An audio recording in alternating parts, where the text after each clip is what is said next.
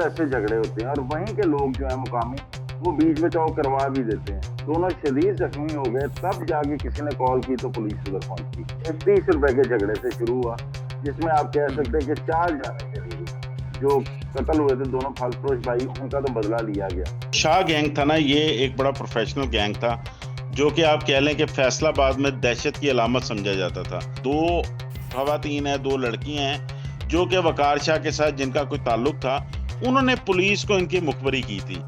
ये शाह गैंग मुकम्मल तौर पर जो है वो खत्म हो जाएगा। किसी भी घर में जाकर बेल देते थे और बेल देकर वहां से जो भी खातून इन्हें अच्छी लगती थी, ये उसको अपने पास बुला लेते थे और वो लोग भेज भी देते थे। अस्सलाम वालेकुम नाज़रीन, मोहम्मद कज़ाफ़ी एक मतलब फिर हाज़िर है नए दौर के प्लेटफ़ॉर्म से। नाज़रीन, आज हमारे बड़े ही प्यारे गेस्ट लाहौर से नुमान शेख, जो सीनियर क्राइम रिपोर्टर हैं, एक्सप्रेस में अपनी ज़िम्मेदारियाँ निभा रहे हैं, आज हमारे साथ मौजूद हैं। अस्सलाम वालेकुम नुमान भाई। वालेकुम अस्सलाम, क्या हाल है क़ज़ाफ़ी साहब, ठीक-ठाक हैं? सर मैं ठीक। सर, लाहौर में कुछ दहशतगर्दी नहीं, ये जो एक जिसे कहें कि एक बहुत बड़ा तो एक घर को सदमा, उनके 2 नौजवान बेटों को कत्ल कर दिया गया चलते रास्ते पे सिर्फ़ एक ₹30 के पीछे। तो सर, ये ₹30 के पीछे जो मामला सारे हुए, उससे बात सुनने में आ रहा है कि जो मुल्ज़िम थे, जो इसमें जिन्होंने ये किया, उनको भी सीसीडी ने जिसे कहें कि इंतकाम तक पहुँचा दिया। क्या ये सारा वाक़या क्या है? तो क़ज़ाफ़ी साहब, ये बड़ा अफ़सोसनाक वाक़या था। इसमें देखिए कत्ल की वारदात तो थी, लेकिन हुँ, आप हुँ। कह सकते हैं एक मुआशरे की बहुत बड़ी बेहिसी थी। ये हुँ, हुँ। बेसिकली रायगढ़ का इलाका है जहाँ पे एक बाज़ार लगता है। वहाँ पे ये शहज़ाद नामी नौजवान और अवैस जो हैं, ये दोनों एक फल फ़रोश के पास गए जिसका नाम वाजिद था। उससे इन्होंने केले लिए जो कि ₹130 दर्जन थे। अब इनके पास एक ₹100 का नोट था, इसके अलावा ₹5000 के नोट थे। इन्होंने कहा कि ये ₹100 ले लो और अपना ₹5000 का नोट जो है, वो अगर चेंज नहीं है, तो तुम अपने केले वापस निकाल लो, इसमें से जो 2-3 ज़्यादा हैं। हुँ, इस पर उसने कहा कि जब आपके पास पैसे नहीं थे, तो आपने पहले क्यों इतने केले डलवाए? तो उसने कहा, यार ये कौन-सा मसला है? इन पर इनकी आपस में बहस शुरू हो गई और बहस शुरू होने के बाद जो वो वाजिद और राशिद दोनों भाई थे, उन्होंने इससे हाथापाई शुरू कर दी। इसको वहाँ पे थोड़ा बहुत मारा-पीटा। इतने में इसने कॉल की अपने भाइयों को, जो कि पास ही क्रिकेट खेल रहे थे। उसमें से जो इनका था अवैस भाई एक, वो आया, साथ उसके और दोस्त थे, 3-4 वो आए। इनकी बाकायदा हाथापाई वहाँ पे शुरू हो गई और जिस वक़्त हाथापाई शुरू हुई है, तो वो बात इतनी बढ़ गई कि इन्होंने मार-मार के जो वो था लड़का राशिद, उसको मारा इतना कि वहीं पे जो है वो कह लें कि एक तरह का दम तोड़ गया था। और उसके साथ जो इसका भाई था, हुँ, हुँ। जो वाजिद, वो इसको अपनी गोद में लेके बैठा हुआ था कि इतने में अवैस ने बैट लाके उसके सर में मारा, जिसकी वीडियो भी वायरल हुई और वो एक तरह का कोमे में चला गया। इन दोनों को हॉस्पिटल जब शिफ्ट किया गया, तो वहाँ पर जो वाजिद था, उसकी तो डेथ हो चुकी थी। जो राशिद था, उसकी डेथ अगले दिन जाके हुई। उसके बाद ये लोग वहाँ से फरार हो गए थे। केस ने काफ़ी हाइप पकड़ी, जो फौरी तौर पर इसकी एफआईआर भी दर्ज हुई। तो इसका फिर डीआईजी ऑपरेशन फैसल कामरान ने भी नोटिस लिया था। तो एसएचओ रायमंड जो मोहम्मद ज़का है, उसने बड़ा रोल प्ले किया क्योंकि ये मुल्ज़िमान इस वारदात के बाद मुख्तलिफ इलाकों में चले गए थे, लाहौर के बाहर चले गए थे। वहाँ से इनको ट्रेस किया गया, साथ इनके सीसीडी की टीम थी। सीसीडी की टीम ने भी इनकी गिरफ्तारी में मदद की। तो इनके जो 3 बंदे हैं, जिसमें मेन तौकीर था, अवैस था और शहज़ाद था। ये तीनों जो है पुलिस ने गिरफ्तार कर लिए। अब सीसीडी की टीम जो थी, ये फारूक असगरवान जो डीएसपी सीसीडी हैं, ये इनको रात के वक़्त, क्योंकि दिन के वक़्त रश बहुत ज़्यादा होता है, तो वहाँ पर उस जगह की निशानदेही के लिए लेके जा रहे थे। तो वहाँ पर जो इनके दीगर साथी थे, जो पुलिस ने अपना बयान दिया, उन्होंने इनको छुड़वाने की कोशिश की। वहाँ पर इनकी कोई क्रॉस फायरिंग हुई, उसमें अवैस और शहज़ाद जो मरकज़ी मुल्ज़िमान थे, वो मारे गए, जबकि जो तौकीर था वहाँ से वो फरार हो गया। तो अब इसके जो दोनों मुल्ज़िम थे, वो मंतकी अंजाम तक पहुँच गए अपने। इनकी वीडियोज़ वायरल हुई थी, उन दोनों फल-फरोश भाइयों पे तशद्दुद की और उनको मारने की। वो पहुँच गए, लेकिन इसमें बहुत बड़ी बेहिसी वहाँ पर लोगों की भी है, जो कि वहाँ पे खड़े वीडियोज़ बनाते रहे। क्योंकि ये इतनी बड़ी आबादी का शहर है, इसमें रोज़ ऐसे झगड़े होते हैं और वहीं के लोग जो हैं मुकामी, वो बीच बचाव करवा भी देते हैं। वहां पर लोगों ने ना तो पुलिस को जल्दी कॉल की, ना वहां पर एम्बुलेंस को जल्दी कॉल की। जब दोनों शदीद जख्मी हो गए तब जाके किसी ने कॉल की तो पुलिस उधर पहुंची। ये जी, सारा जी। वाकया था जो 30 रुपए के झगड़े से शुरू हुआ, जिसमें आप कह हुँ, सकते हुँ। हैं कि 4 जानें चली गई, 2 पुलिस के हुँ, हुँ। हाथों, 2 नौजवान के हाथों। बिल्कुल, बिल्कुल। अच्छा सर, कुछ लोग तो कहते हैं शायद एनकाउंटर वगैरह की भी कुछ खबरें आ रही हैं, तो इसमें क्या सदाकत है? एनकाउंटर इन दोनों का, अवैस और शहजाद का ये देखें, इस वक्त सीसीडी के जितने एनकाउंटर हो रहे हैं वो कहानी एक तरह की ही है कि जो मुल्जमान है वो अपना उनके साथी पुलिस से छुड़वाने के लिए आते हैं, वहां पर फायरिंग होती है। उस क्रॉस फायरिंग के दौरान जो है, जो जेर हिरासत अवैस और शहजाद, जिस तरह ये दोनों भाई थे, ये मुल्जमान मारे गए। इसी तरह मुल्जमान मारे जाते हैं और इनके साथी फरार हो जाते हैं। ये तो पुलिस की तरफ से, अब सीसीडी की तरफ से एक पेट कहानी अब यही आ रही है। उसको ठीक है। आप तो एनकाउंटर का नाम दे दें या जो दे दें। बिल्कुल, तो अब जो बाकी लोग थे वहाँ पर, उन पर कार्रवाई नहीं होगी? जो वहाँ पर और भी लोग थे, काफ़ी लोग थे उस जगह पर जहाँ उनको माजिद और राशिद को कत्ल किया था। वहाँ पर तो काफ़ी लोग थे। क्या कार्रवाई क्या चल रही है? केस कहाँ वहाँ पर है अभी इस टाइम? ये जिस वक्त यहाँ पे है कि जो तौकीर है उसकी गिरफ्तारी, और उसके अलावा जो लड़के क्रिकेट खेल रहे थे और इनके साथ आए थे जिन्होंने आकर तशद्दुद का निशाना बनाया, उनकी तादाद पे 3 और है या 4 और है। उनकी हुँ, गिरफ्तारी के लिए पुलिस छापे मार रही है। जो मेरी इंफॉर्मेशन है उनमें से 2 को गिरफ्तार भी कर लिया गया, लेकिन अब उनको जो है वो अदालत में पेश किया जाएगा और बाकी इनकी जो केस की प्रोसीडिंग है वो अदालत में होगी। जो मरकजी मुलजिम थे, क्योंकि ज्यादा लोगों का उन पे ही इश्तियाल था, और इसके अलावा जो नोटिस में भी आला अफसरान के वही थे, वो दोनों जो है वो मुबैना पुलिस मुकाबले में मारे जा चुके हैं। बिल अब ये केस प्रॉपर लॉ के मुताबिक चलेगा। बिल्कुल। अच्छा, जो माजिद और राशिद के घर वाले थे, वो केस की पैरवी वो कर रहे हैं या स्टेट कर रही है? किस तरह आगे मज़ीद चीज़ें चल रही हैं?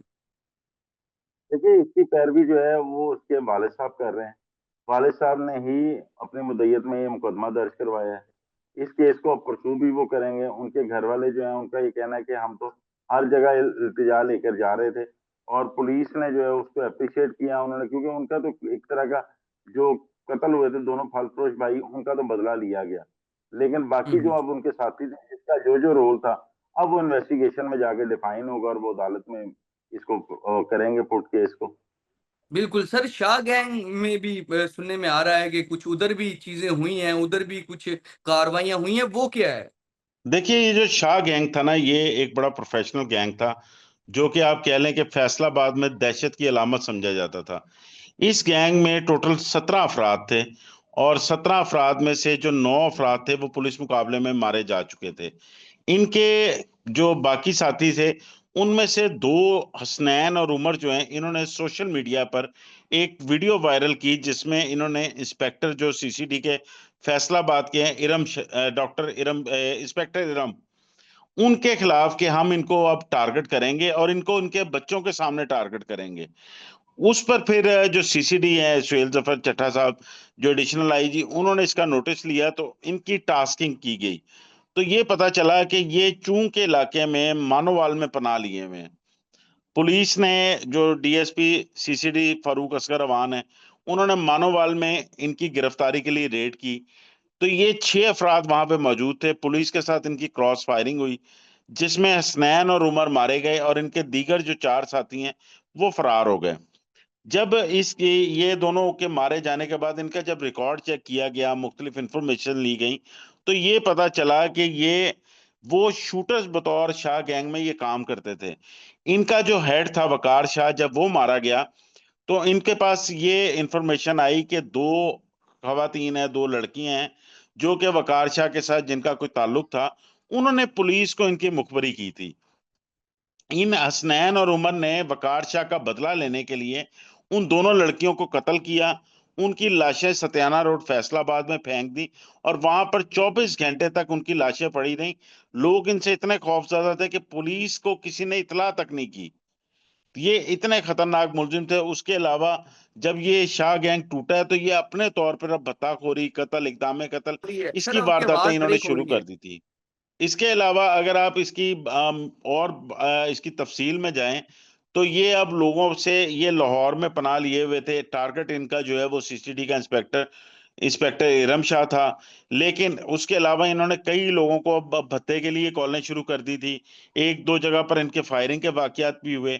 इसके अलावा जो इनके 4 साथी और भागे हुए हैं, जो कि आप कह लें कि 17 रुकनी गैंग में से शाह गैंग के अब 4 अफराद सिर्फ बचे हुए हैं। पुलिस का ये कहना है कि उनकी भी इंफॉर्मेशन सारी हमारे पास मौजूद है। हम बहुत जल्द उनको भी गिरफ्तार कर लेंगे और ये शाह गैंग मुकम्मल तौर पर जो है वो खत्म हो जाएगा। ठीक है, क्या ज़रूरत पेश आई? क्या ये जब इनके साथियों को कत्ल कर दिया गया, जब उनको मार दिया गया, उसके बावजूद भी ये बाज आने का नाम नहीं ले रहे थे, बत्ताखोरी कर रहे थे? देखिए कदाफी साहब, असल में जो क्रिमिनल होता है ना, उसके पास और कोई काम भी करने को नहीं होता। एक तो ये इतने रिकॉर्ड याफ्ता थे। रिकॉर्ड याफ्ता होने के साथ साथ अब इनको ये पता था कि पुलिस ने जो है वो कहीं ना कहीं इनको पकड़ जरूर लेना है। तो इन्होंने कहा अब गैंग तो टूट गया, सरबराह कोई है नहीं, अब हम खुद ही सरबराह हैं। तो अब ये हुँ, स्नैन और उमर जो है वो शाह गैंग को लेकर आगे चल रहे थे। अब हुँ, इसकी फैसलाबाद में दहशत इतनी थी इस गैंग की कि इन लोगों के बारे में बताया जाता है कि ये वहां पर किसी भी घर में जाकर बेल देते थे और बेल देकर वहां से जो भी खातून इन्हें अच्छी लगती थी ये उसको अपने पास बुला लेते थे और वो लोग भेज भी देते थे। हुँ, ये यहाँ तक क्रिमिनल थे। उसके अलावा लोगों से भत्ता लेना, टांगों पे गोलियां मारनी, घरों पे फायरिंग कर देनी, ये इनकी रूटीन थी। अब इन्होंने जब देखा हुँ, कि इनके बाकी साथी मारे गए तो इन्होंने उनका बदला लेने की ठानी। लेकिन उसके साथ साथ इन्होंने कहा अब इस गैंग को प्रॉपर हम रन करें, इनके जेहन में यही था। तो हुँ। लेकिन ये इसलिए लाहौर में आके पनाह लिए हुए थे। तो जब इनकी टास्किंग की गई तो ये मानववाल में जो है वो पुलिस के साथ मुकाबले में मारे गए। बिल्कुल। अच्छा सर, ये चलो सीसीडी ने आया, बड़ा अच्छा काम किया, लेकिन उससे पहले वहाँ पुलिस भी मौजूद थी, स्टेट ऑलरेडी वर्किंग कर रही थी। तो स्टेट के नीचे ये इस तरह, रियासत के नीचे किस तरह इस तरह के लोग काम कर सकते हैं और इस तरह की चीज़ें कर सकते हैं? क्या हमारी पुलिस इसको नहीं रोक सकती थी कि जो सिर्फ़ सीसीडी आई है तो ये चीज़ें कंट्रोल की जा रही हैं या उनका एनकाउंटर किया जा रहा है? देखिए, पुलिस जो है वो अपना काम कर रही थी। रियासती इदारा है, लेकिन पुलिस जो है वो एक जिस अंदाज में काम करती है, अपना पहले ऑपरेशन पुलिस मुकदमा दर्ज करती है। मुकदमा दर्ज करने के बाद इन्वेस्टिगेशन विंग जो है वो आगे इसकी परस्यू करता है, इसको लेके चलता है। मुल्जिमान की गिरफ्तारी के लिए छापे मारता मारता है। तो उसमें बहुत सारी रिस्ट्रिक्शंस आती हैं। क्योंकि इनकी सबसे बड़ी जो इनका वहां पर कह लें दहशत इतनी थी कि किसी बंदे ने इनके खिलाफ कोई मुकदमा ही नहीं दर्ज करवाया। हुँ, और हुँ। मुकदमा दर्ज ना करवाने की वजह से ये इस तरह दंदनाते फिर रहे थे। लोग इनसे इतना डरते थे, ये लोगों के घरों पे फायरिंग भी कर देते थे। कोई पुलिस के पास जाता ही नहीं था। और उसके बाद जब इनका मेन सरबराह मारा गया, तो इन्होंने अपनी दहशत कायम रखने के लिए उन 2 खवातीन को मार के वहां पे फेंक दिया। तो पुलिस जो है वो उस तरह इनको परसू नहीं कर सकी। और वहां के पुलिस अफसरान जो पहले थे, उसमें हुँ, उनकी हुँ। भी बहुत बड़ी गफलत है कि इस तरह का गैंग अगर काम कर रहा है तो सीसीडी से पहले सीआईए मौजूद थी। तो सीआईए जी, को जी। टास्किंग को किसी ना किसी अंजाम तक पहुंचाना चाहिए था। लेकिन अब सीसीडी क्योंकि मुकम्मल इख्तियारात के साथ आई है, तो अब वो हर जगह टारगेट कर रही है। ये काम पहले वाली पुलिस को करना चाहिए था, तो आज सीसीडी की जरूरत ही ना पड़ती। लेकिन उस वक्त बिल ये काम नहीं। बिल्कुल, बिल्कुल, जिस तरह नुमान शेख साहब हमारे साथ मौजूद थे और उन्होंने बताया है कि किस तरह शाह गैंग को हमारी जो सीसीडी ने उसने ज़बरदस्त काम किया और इस तरह के जो आदी मुजरिम हैं, जो लोगों के घरों में जाकर ये फायरिंग करते हैं और इस तरह की चीज़ें करते हैं, उनको किस तरह अंजाम तक पहुँचाया। और राइफिंड वाले वाक़ये की बड़ी डिटेल नुमान शेख साहब ने हमें इन्फॉर्मेशन दी। बहुत शुक्रिया नया दौर की तरफ से नुमान शेख साहब, आपने हमें टाइम दिया। हमारे नाज़रीन की तरफ से आपका थैंक्स। फिलहाल के लिए नाज़रीन, मुअम्मर कज़ाफ़ी को और नुमान शेख को नया दौर से इजाज़त दीजिए। खुदा हाफ़िज़।